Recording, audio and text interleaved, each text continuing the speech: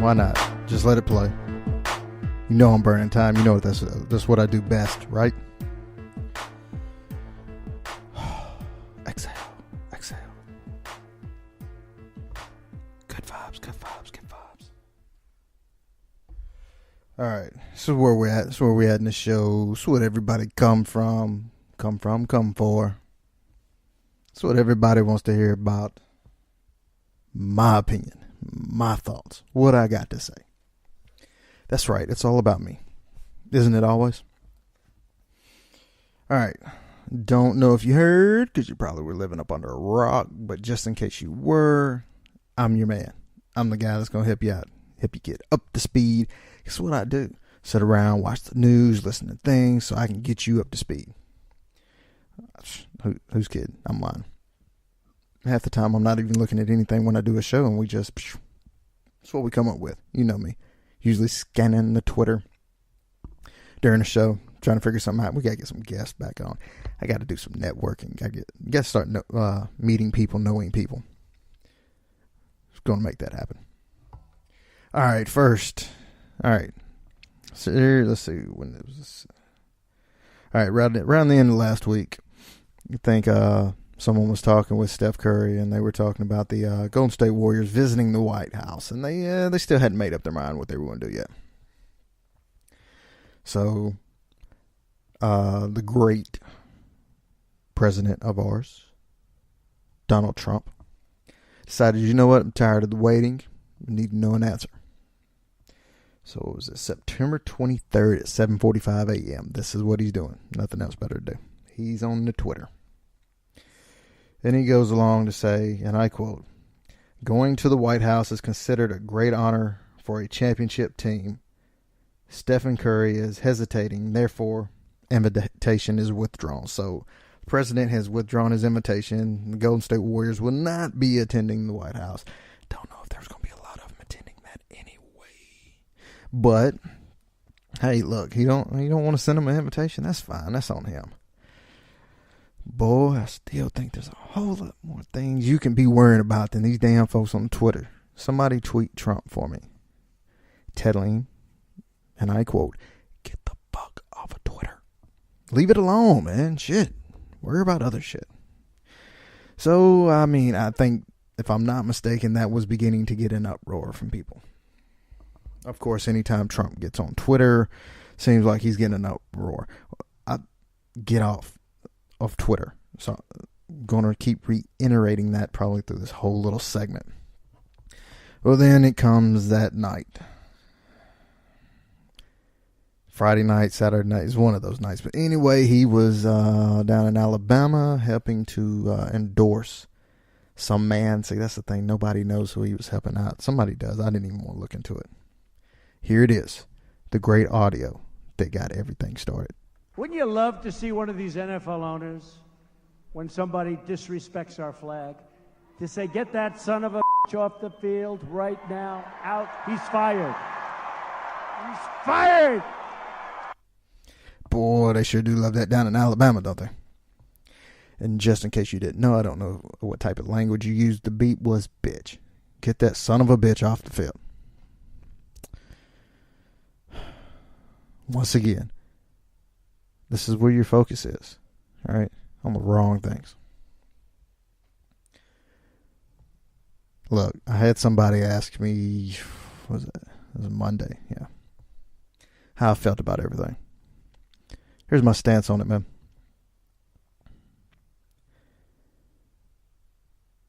If I was somewhere and the anthem started playing, I'd stand, do the whole thing. It's just what I've done. It's like, Jay, why would you do that? Man, you know what? I haven't really thought about it. It's just what I've always done.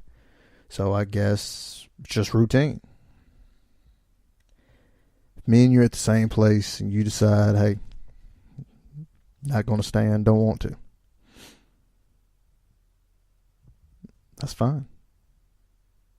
See, I think that's where... That's out of all this is the thing that really gets me. Everybody wants everyone to agree with what they're doing, what they think, what they say. And if someone disagrees, then oh hell, you need to go somewhere else. I think that's the wrong stance on it. And I guess the thing that really, really gets me going off on this topic, really aggravates me, is I read some of the comments on Facebook.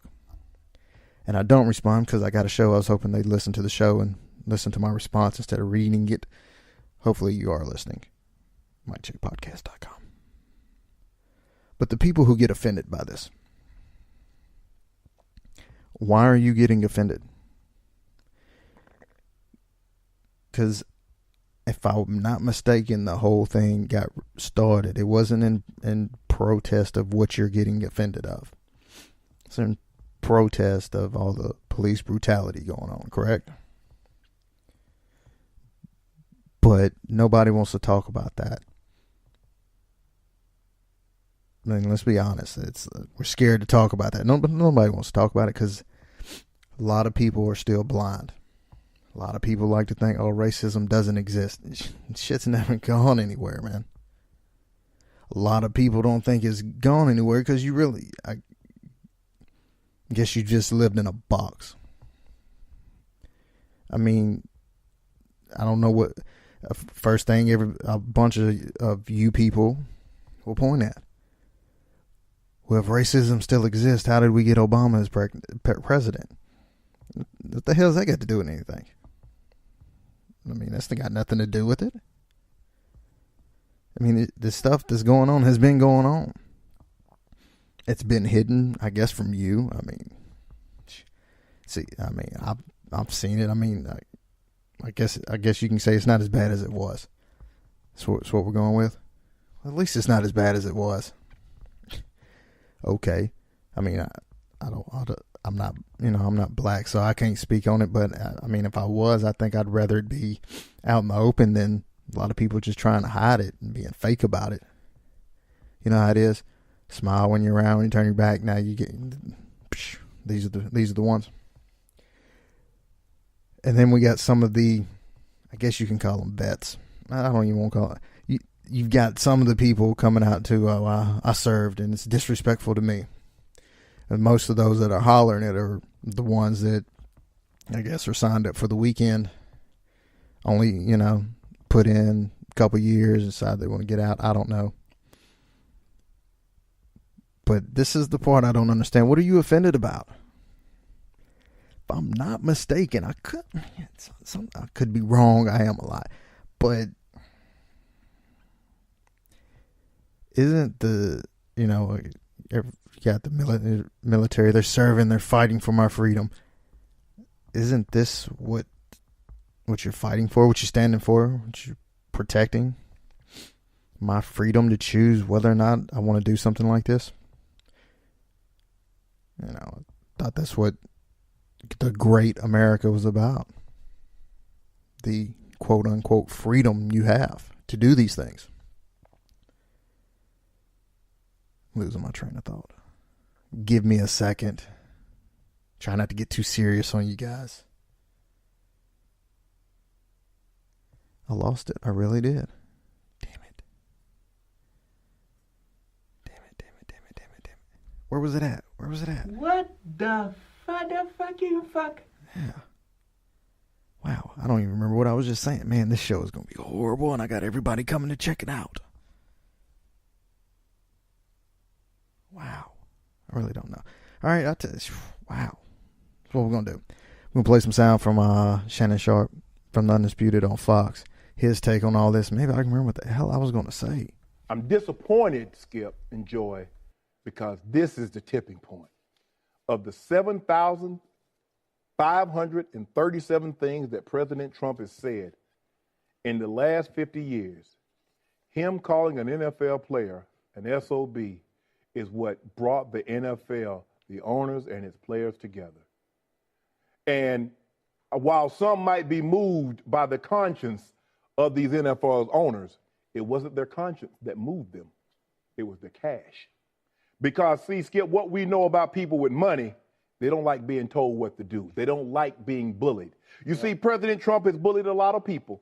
The very first thing that he uttered as he strolled down that escalator 2.5 years ago, he said, Mexico is sending us their worst, murderers, rapists, and drug dealers. That didn't shock the conscience of the NFL's owners. Him offending Gold Star families. Nope.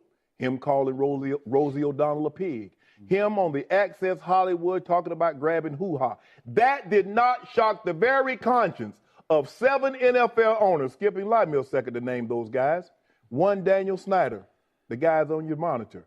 Jerry Jones, Mr. Bob Kraft, McNair, Houston Texans, Woody Johnson, Shad Khan. They gave $1 million for the inauguration of President Trump. And now they seem to be shocked. Every author that's written a book about President Trump, and they started writing books about him in the 1980s, they say he is exactly today as he was then. Sure. So that is all I want to say about him. Skip. Now what has happened, because what he said in Alabama, play into it, you know what happens in Alabama, Skip. There's something that's going on in America right now that's more valuable than Google and Apple stock. It's more valuable than gold and Bitcoin. It's called race. It's very valuable. And President Trump, he understands that. But Skip, now I'm unimpressed because this wasn't a protest. This was unity. So what are we showing solidarity against, Skip? We're showing solidarity because President Trump, he challenged the very men, wealthy men, billionaires, and he told them what you should do if someone protests, you should fire them. They don't like being told what to do, Skip. And then, Skip, he called the players that protested the anthem, he called them SOBs. Think about that now. He called them SOBs. That's what got the owners. That's what got the players to unite. Is that the worst that he's ever said? Absolutely not. Never called Vladimir Putin an SOB. Never called Erdogan of Turkey an SOB. Even those men that walked down the streets in Charlottesville, Virginia, Skip, carrying the tiki lights, hollering what they were hollering, inciting violence. He never said SOB. As a matter of fact, Skip, he said there were some good people in that group. What has transpired, Skip, again? Because what were they uniting against?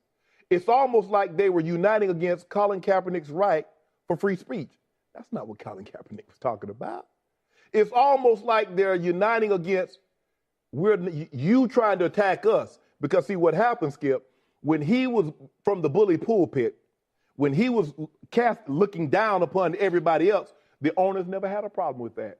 It wasn't until he came for the NFL that their conscience was shocked.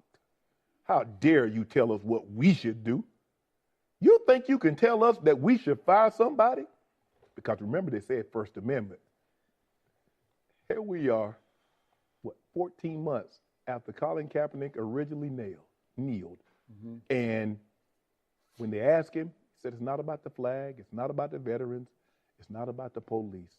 It's about the brutality that unarmed men and women of color are suffering. It's about the injustices. It's about the inequities that's going on in America. That's what he said. And still, we talk about the freedom of speech, and all these teams released these statements, said how divisive. Only the Seattle Seahawks touched on what the real issue was. And the problem that I have, Skip, is that these guys, some of them, and I'm very disappointed, and a few I'd like to say, I'm very disappointed in one of my very best friends, Ray Lewis. Ray Lewis sat in that chair right there and said that he could never kneel. He could never not stand for the national anthem because so many people died, and he had family members to fight for this country, and the opportunity and the flag means so much to him. And he kneeled.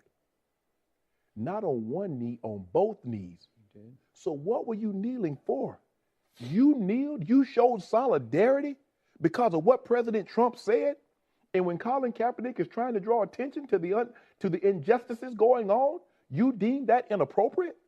LaShawn McCoy, you remember what you said about a month ago about Colin Kaepernick? Not only were you kneeling, you were stretching. You were even worse than kneeling.